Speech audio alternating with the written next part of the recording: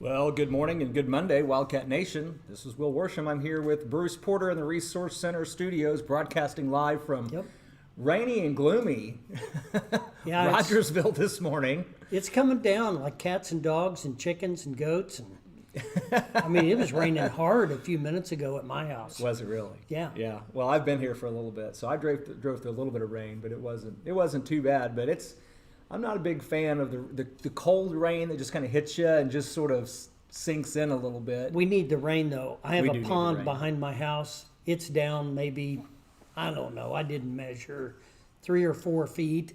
Really? I mean, it's way low. So we need some moisture. We've been dry this winter so far. I was talking to Emma, the unique flower farmer, one of our compatriots here on K-ROG, and we were talking about she was for her business and glad to get the rain, the plants and all that need the rain. So good to have that. But Halloween's coming up. Yeah, it is. I tell you what, this year's going to be different at our church. We're doing a drive-in Halloween deal. So, I think it's going to take on a whole different look. I'm not sure how it's affected candy sales. I haven't seen any data on that. That'd be interesting. But I don't know if it'll have any effect or what. Well, let's be honest.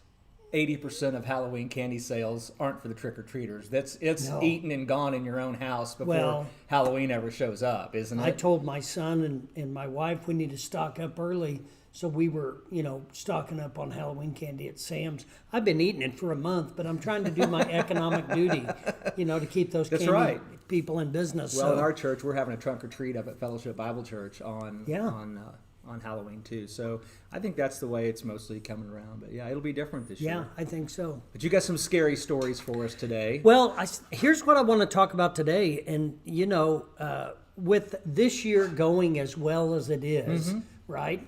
And so everything seems to be centered around a conversation about money or debt or taxes.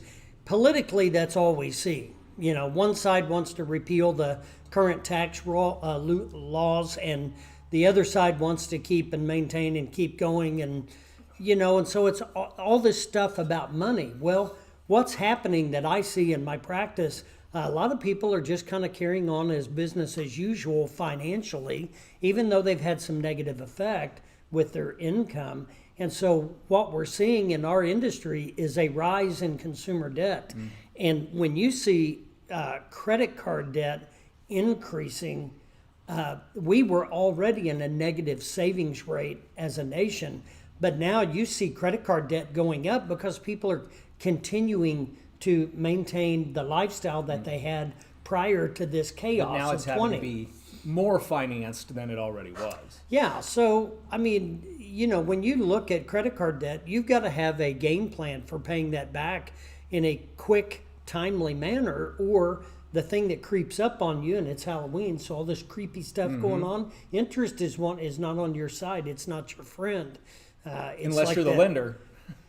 Or the investor. I guess so. I mean, if you're the lender, you're making profits. But boy, we got to watch out as consumers, because we can't afford as a nation to go further in consumer credit card debt than we were prior to 2020, because we were already in a negative savings rate. That negative savings means you have less in savings account than you have in consumer credit card debt. So if the average credit card debt was, say, $13,000 and the average savings account was $6,500, you see the lopside. Right. You could cash in all of your savings and still be in debt. Yep. So that's the problem in the country. And so now let's just take, for example, a $5,000 credit card balance at the end of this year. Let's say you used it to live on, you bought birthdays and Christmas and the 2 or 3 months you were off, you lived on it.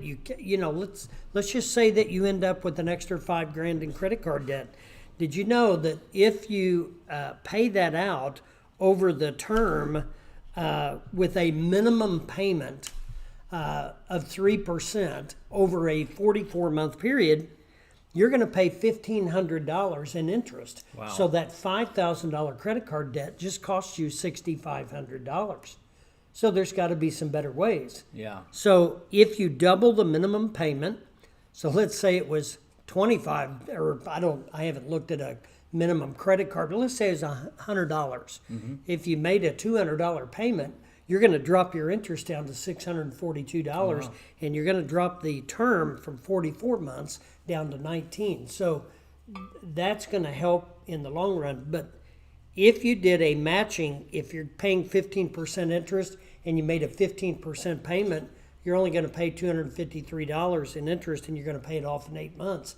You got to remember, it's your debt that you ran up. The quicker you pay it off, the quicker you put money back in your pocket. You're paying your own money and you're back. paying yourself back. You know, that's something I think is really something that I've had to sort of internalize, is because I think it's really easy to just put something on that credit card and pay it later. But if you'll take the time to figure out, okay, if I put it on that credit card, that's going to cost me $100 a month. And so that $4,000 a month that I have to spend now becomes $3,900 a month. And the more you do that, you're just reducing your disposable income. Yeah. And that can happen really, really fast. And it can get out of control because one thing leads to another, and the next thing you know, you don't have a game plan for paying the original debt back, let alone anything that pops up between now and the time you get that paid off. Because new tires might happen, the washer might go out, or who knows what. But that's the scary thing, is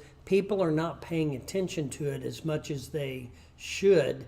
If you don't have a savings account and you have debt, consumer debt, paying that consumer debt back first is what you have to do to financially get yourself on solid ground. You can't save money by allowing debt to continue. Do you think it's important, though, because you hear advice from a lot of different people, and I want to get your expertise, that if you have zero savings right now, if you could put $500, $1,000 in savings before maybe you attack that, just in case the tires do go out, you don't have to then go backwards on the debt. What do you think about that? Well, you could. The savings rate, savings is for emergencies. Exactly. Savings is cash in your pocket that you could grab immediately and take care of a problem.